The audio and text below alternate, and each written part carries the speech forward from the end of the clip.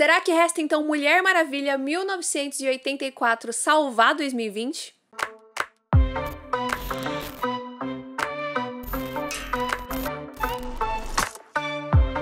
Oi pessoal, eu sou Nathalie Martins. Caso você não esteja me reconhecendo, lembrando de mim, ou se você não me conhece mesmo, eu já apareci em alguns vídeos aqui do Bilheteirama, mas hoje em dia eu estou principalmente lá no Tênis Verde, que é o podcast que eu apresento junto com o Arthur. Então, se você não conhece o nosso podcast, vai ter um link aqui na descrição para você ir lá conhecer, ou então você pode pesquisar Tênis Verde no seu agregador de podcasts favorito. Então, nessa sequência, a gente acompanha a Diana muitos anos depois do primeiro filme. Ela agora tá num outro momento da vida dela, em que ela já tá muito mais habituada ao nosso mundo, né, ao mundo dos homens. Ela tem agora um emprego, ela trabalha num museu, ela tem uma vidinha, um apartamento, mas ela também, né, vai equilibrando isso com a vida dela de heroína, digamos assim, né? Ela continua atuando como Mulher Maravilha, sem que ninguém chame ela de Mulher Maravilha, né? Ajudando as pessoas, salvando as pessoas. A trama do filme começa a se desenrolar quando um artefato chega no museu em que ela e a Bárbara Minerva trabalham. Ele parece inofensivo a princípio, mas a gente começa a perceber coisas acontecendo ali com todos os personagens. Bom, para poder falar sobre esse filme, não tem como não falar da Patty Jenkins, né? Ela foi a responsável, né? Ela dirigiu o primeiro filme de 2017 e ela tá agora nessa sequência que com certeza é um resultado de todo o esforço e todo o talento dela no primeiro filme. Muito se falou do terceiro ato, né, de Mulher Maravilha, que é um terceiro ato um pouco ruim, que destoa bastante do resto do filme, né? Eu sinto que é muito a mão de outras pessoas interferindo ali na visão dela. E aqui agora, em 1984, eu sinto que a Patty pôde contar uma história com mais liberdade. E isso é resultado não só do sucesso do primeiro filme e de uma confiança que a Warner criou com ela, como também é o fato dela estar envolvida em outras partes. Ela não é só a diretora do filme, ela também produziu e ela também está no roteiro. A gente vê muito mais da liberdade criativa dela e da visão dela e da mão dela em tudo. Esse é realmente um filme da Patty Jenkins, não que o primeiro não seja, ele é, mas eu acho que o primeiro filme ainda se prendia talvez o que a Warner gostaria de ver e de fazer em relação a todos os filmes de heróis deles, e nesse aqui é realmente um filme muito isolado, né? Ele quase que não se conecta ao primeiro filme, né? A única conexão é a própria Diana e a história dela, mas não é um filme que se preocupa em criar universos gigantescos, e isso é muito bom, porque ele se propõe a contar uma história fechadinha e ele entrega isso muito bem.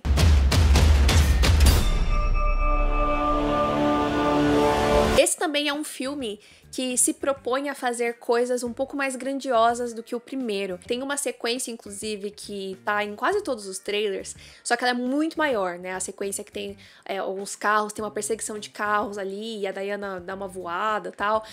Essa sequência, ela é bem maior no filme e é muito, muito bem dirigida. Eu fico muito feliz de ver a Patty se consolidando cada vez mais como uma diretora de filmes de ação. Então, é muito bonito de ver a forma como ela monta tudo. São cenas realmente muito bonitas e que tem também essa carga emocional, né, que é uma característica, eu acredito também, tanto da personagem quanto da própria Patty. E sinceramente, vendo esse filme um pouco depois do anúncio do filme de Star Wars que a Patty Jenkins vai fazer, né, o Rogue Squadron, eu fiquei muito ansiosa pra ver esse filme, porque apesar da Patty sempre ter sido uma diretora muito respeitada, né, e conhecida, é legal ver ela ganhando esse espaço, né, em Hollywood mesmo, né, em filmes blockbuster, com muita grana, sabe?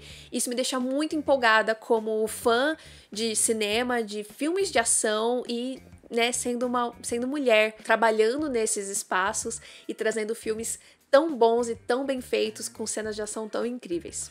É um filme que se passa nos anos 80, o que dá um ar bastante atemporal pra ele, mas eu confesso que eu achei que ia ser mais oitentista. Eu acho que o filme começa muito nessa vibe, tem a cena A gente tem a cena de abertura das Amazonas, né, que foi até divulgada na internet, meio que como se fosse uma transição, né, do primeiro filme para esse segundo filme. E aí a gente tem uma cena de abertura focada já na Diana, que é muito anos 80, né? Não só no ambiente e no visual do filme, como também no jeito como é filmado, como ela é apresentada. Eu achei muito legal essa sacada da Patty, mas eu sinto que o fator oitentista, ele meio que se perde ao longo do filme. Então eu gostaria que tivesse tido mais disso. E o outro ponto em relação ao timing é sobre tudo que aconteceu nesse filme e sobre ele não ter saído em junho e ter saído agora e todo o período de pandemia que a gente tá passando. Então, quando eu via a Patty e a Gal falando nas redes sociais sobre como esse filme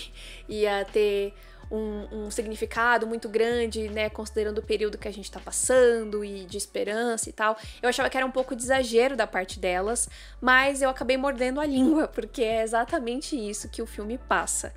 O primeiro filme de Mulher Maravilha, eu lembro que eu saí muito querendo derrubar tudo. E esse foi um filme que eu saí leve. Eu saí esperançosa e me sentindo bem e com um calor no coração, sabe? Foi uma sensação realmente muito, muito, muito gostosa. E eu sei que a humanidade às vezes parece que não tem esperança.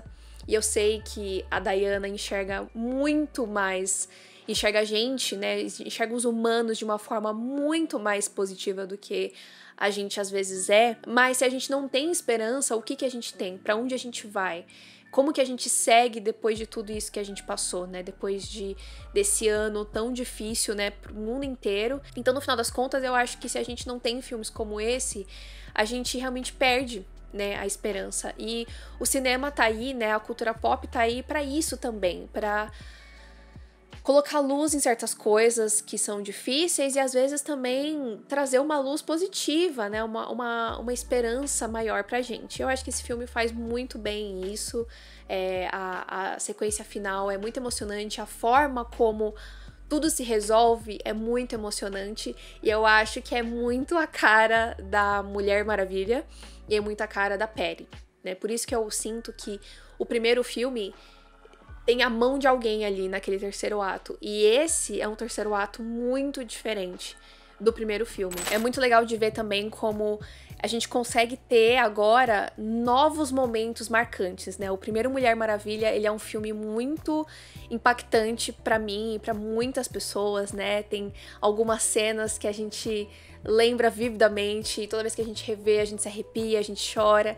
E eu acho que é muito, muito bom que esse filme consegue fazer isso tão bem. Ele também consegue entregar momentos marcantes, momentos icônicos, momentos que te arrepiam. E parte disso também é a própria Gal, né? A Gal Gadot, nossa incrível Mulher Maravilha. Ela já se provou muito Mulher Maravilha, né? Desde Batman vs Superman. Mas eu sinto que houve uma grande evolução dela como atriz.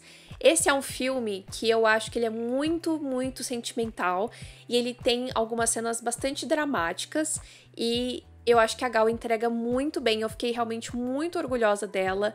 O quanto dá pra ver, o quanto ela mudou, né? O quanto ela cresceu e amadureceu como atriz. E isso reflete muito a própria jornada da Diana, que já tá há muitos anos agora no mundo dos homens, né, no nosso universo, e o quanto isso reflete na pessoa que ela é. E eu acho que isso tá muito conectado com a própria Gal. E, inclusive, é muito interessante de ver como a Diana, né, e por consequência a Mulher Maravilha, estão muito mais humanas nesse filme. Eu acho que a gente consegue ver a personagem numa luz muito diferente e muito mais identificável. Eu costumo sempre falar isso, que a Mulher Maravilha é uma heroína que eu quero que venha me salvar. Ela não é a personagem que eu quero ser, porque ela é muito inalcançável. E eu acho que em 1984 a gente tem uma Diana e uma Mulher Maravilha muito mais próxima da gente, com dilemas e dramas que são muito humanos. E isso é muito, muito interessante e surpreendente até do filme, porque são coisas que acho que a gente não fazia a menor ideia que poderiam acontecer, coisas que nem passaram de nenhuma forma em nenhum trailer, então é uma jornada muito bonita de se ver e de se acompanhar. Eu acho que a Diana, ela passa por muitos aprendizados nesse filme, que é muito legal de assistir. E isso tá muito conectado com o retorno dele, Steve Trevor. Esse que foi um acontecimento, né, quando foi anunciado que ele estaria nesse filme, acho que muita gente ficou confusa, mas como assim? Como que esse homem vai aparecer? E de fato, eu também fiquei bastante curiosa pra saber como que ele ia aparecer e por quê. Então eu não vou falar aqui o porquê e o como, mas eu posso garantir pra vocês que faz todo sentido e a forma como isso é costurado, colocado no roteiro é muito legal e faz muito sentido, e ainda é um presente pra gente poder ver os dois juntos, né? Tanto a Gal e o Chris Pine, quanto a Diana e o Steve. E ele tem uma participação efetiva na história, isso que é muito legal. Ele não foi colocado gratuitamente só pra dizer que tá lá. Ele tem uma participação importante e que tem um impacto direto na trajetória da Diana. You are, but you know what? I'm ready to go. I think we can do better. Parachute pants? E eu acho que também, acho que a cerejinha em cima desse fato do Steve Trevor aparecer é que ele é meio que uma conexão do primeiro filme, né? É algo que a gente conhece, que a gente lembra, porque aqui nesse filme a gente vai ter dois personagens novos, então é legal a gente ter um elemento que a gente já é familiarizado. Falando então deles, a gente tem a Bárbara Minerva, interpretada pela Kristen Wiig, e o Maxwell Lord, interpretado pelo Pedro Pascal. A Bárbara, ela vai ser uma colega de trabalho da Diana e ela representa o completo oposto da Diana, né? Ela é uma mulher muito insegura, né? Ela não se vê de uma forma muito positiva, muito atraente, e isso afeta muito a autoestima dela. E quando ela se depara com a Diana, ela sente assim, tipo, nossa, meu Deus, essa mulher é incrível e eu quero ser como ela e tudo mais. Então tem essa relação, mas no final das contas a Bárbara não conhece a Diana de verdade, né? Ela não sabe por todas as coisas que a Diana passa. Então eu acho que uma temática muito forte do filme como um todo, e isso reflete em todos os personagens, em todos os três principais ali, né? Tanto a Diana, quanto a Bárbara, quanto o Maxwell, é essa coisa do desejo, né? Do que você quer, das coisas que você almeja e o que você faz com o poder que você tem. Então é muito interessante de ver a trajetória da Bárbara, de passar dessa mulher muito insegura até ela se transformar na mulher leopardo. Mas a Kristen Wiig tá ótima, eu acho que ela é uma excelente atriz. Muita gente não sabe que ela é muito boa com drama, mas tem um filme que eu assisti com ela, que é O Diário de uma Adolescente, que ela, assim, o filme é 100% dramático, ela tá incrível, então não foi surpreendente pra mim ver ela entregando uma atuação tão completa como a gente vê nesse filme. Eu acho que ela tá ótima, mas a mulher leopardo em si, a leopardo mesmo, ficou um pouco gratuito, talvez. Acho que poderiam talvez não ter mostrado isso no trailer pra deixar a surpresa pro filme. E eu sinto que quem acaba tendo mais espaço no filme é justamente o Pedro Pascal como Maxwell Lord.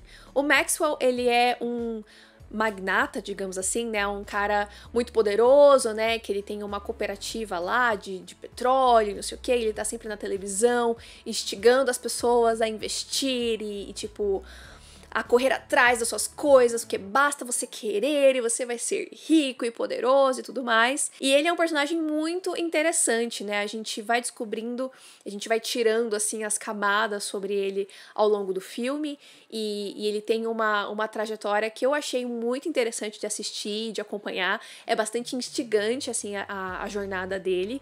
Eu gostei muito, mas eu tenho uma opinião um pouco polêmica, né? Porque eu amo o Pedro Pascal, eu achei ele um querido como ator, como pessoa, mas eu achei que o Maxwell, em determinado momento, começou a ficar muito caricato demais pra mim, pro meu gosto. Eu acho que passou um pouco a linha ali e tinha horas que isso me tirava um pouco do filme. De qualquer forma, é muito legal de ver como o roteiro amarra esse grande tema, né, que envolve todos os personagens, apresentando, né, essas pessoas novas, as ambições deles, quem são esses personagens, o que eles querem, as motivações deles, enquanto desenvolve a Diana, enquanto coloca o Steve Trevor, sabe?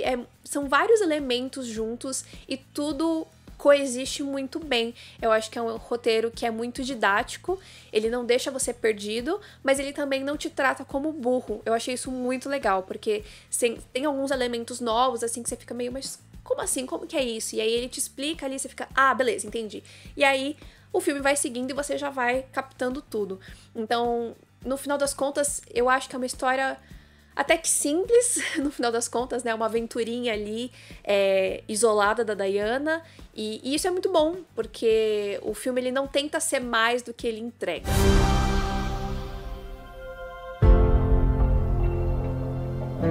Infelizmente, o filme aqui no Brasil só saiu nos cinemas, né? Como vocês bem sabem, estreou essa semana. E sim, eu assisti no cinema. Eu fui numa cabine de imprensa e eu só assisti o filme num cinema porque era uma cabine de imprensa, né? Eu fui por conta do meu trabalho como editora de vídeo. Eu só abri essa exceção por ser Mulher Maravilha. Então, eu só queria reforçar o fato de que a gente ainda tá numa pandemia e que ir ao cinema não é exatamente a coisa mais importante, né? Não é a coisa mais importante da sua vida. É muito importante que a gente tome cuidado e que a gente se proteja e que a gente se cuide acima de tudo, acima de qualquer filme, né? A gente tem que lembrar que ainda estamos em uma pandemia. Eu fui realmente com a minha consciência tranquila porque eu tenho cumprido a quarentena muito rigorosamente desde o começo, mas é muito importante que vocês tomem cuidado num cinema normal, né? A gente nunca sabe de onde as pessoas estão vindo, como que elas estão lidando, né, com a pandemia e com a quarentena de uma forma geral. Então, acima de tudo, tomem muito cuidado, se cuidem. Então é isso, gente. Essa foi a minha crítica sem spoilers de Mulher Maravilha 1984. Lembrando que se você quiser um papo com spoiler, a gente vai fazer um episódio no Tênis Verde, nosso podcast, né, meu e do Arthur. A gente vai conversar sobre o filme com spoilers por lá, então segue a gente lá, segue também o Arthur e eu nas redes sociais e também se inscreva aqui no Bilheterama para mais vídeos com o Arthur, não comigo, mas, né, quem sabe eu apareço aqui mais uma vez. Então, espero que vocês tenham gostado desse vídeo e a gente não se vê no próximo, mas a gente se vê em algum lugar aí pela internet afora. Um beijo e tchau!